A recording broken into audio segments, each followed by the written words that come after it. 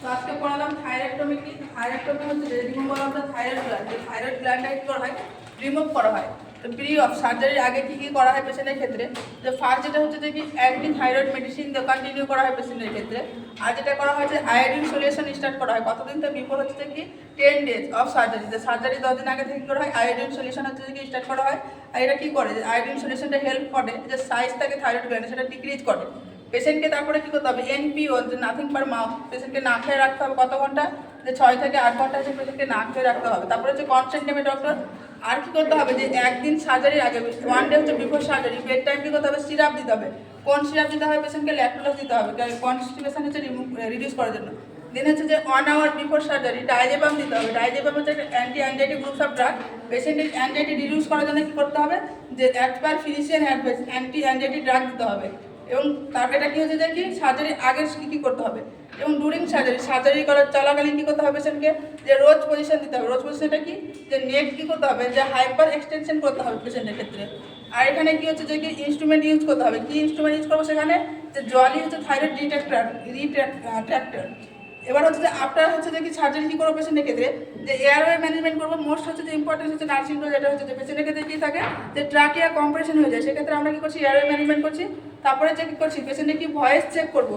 কেন voice check করবো, কারণ হচ্ছে যে আমাদের যে ল্যারিঞ্জিয়াল নার্ভ হচ্ছে কী হচ্ছে, যে নিয়ার থাইরয়েড গ্ল্যান্ডের কাছে থাকে, সেজন্য কী হচ্ছে পেশেন্টের যে অ্যাপনি হওয়ার সম্ভাবনা বেশি থাকে। এই জন্য আমরা ভয়েস চেক করবো। পেশেন্টকে কী পজিশন দেবো, হচ্ছে সেমি ফাউলার পজিশন দেবো পেশেন্টকে। বেড কী করবো, বেড সাইডে আমরা সবসময় কী করবো, যে ট্রাকেস্টমি সেট অ্যাভেলেবেল রাখবো পেশেন্টের ক্ষেত্রে। ব্লিডিং আমরা অ্যাসেস করবো। ব্লিডিং কীভাবে অ্যাসেস করবো, যে গ্লাভস পরে হাতে কী করতে হবে সেটাকে, যে নেক বা শোল্ডারে কী করতে হবে, দেখতে হবে পেশেন্টের কোনো ব্লিডিং আসছে কি না। তারপরে অ্যাসেস করতে হবে যে ক্যালসিয়ামিয়া হয়েছে কিনা। কারণ হচ্ছে যে ডুরিং সার্জারি কী করতে হবে, অ্যাক্সিডেন্টালি কী করতে হবে, কী হতে পারে, যে প্যারাথাইরয়েড গ্ল্যান্ড যদি রিমুভ হয়ে যেতে পারে। এই জন্য কী করা হয়, পেশেন্টের হচ্ছে যে হাইপোগ্লাইসেমিয়া হয়, সেজন্য আমরা হাইপোগ্লাইসেমিয়া চেক করবো। আর আমরা যেটা অ্যাভয়েড করবো সেটা হচ্ছে নেক ফ্লেকশন আর এক্সটেনশন আমরা কী করবো, অ্যাভয়েড করবো। আর যে সলিউশন বলছি, লোকাল সলিউশন দেওয়া হয়। এখানে কী কী দেওয়া হয়, এক্সাম্পল যেমন সোডিয়াম লোকাল সলিউশন পাওয়া যায়, বা পটাশিয়াম হচ্ছে লোকাল সলিউশন পাওয়া যায়। মোস্ট কমন যেটা ইউজ করা হয় সেটা হচ্ছে পটাশিয়াম হচ্ছে লোকাল সলিউশন ইউজ করা হয়। এবার হচ্ছে কমপ্লিকেশন হবে থাইরয়েডটমি, যে কী কী অসুবিধা হয়। ফার্স্ট যেটা হচ্ছে যে আমরা ব্লিডিং দেখতে পাবো পেশেন্টের ক্ষেত্রে।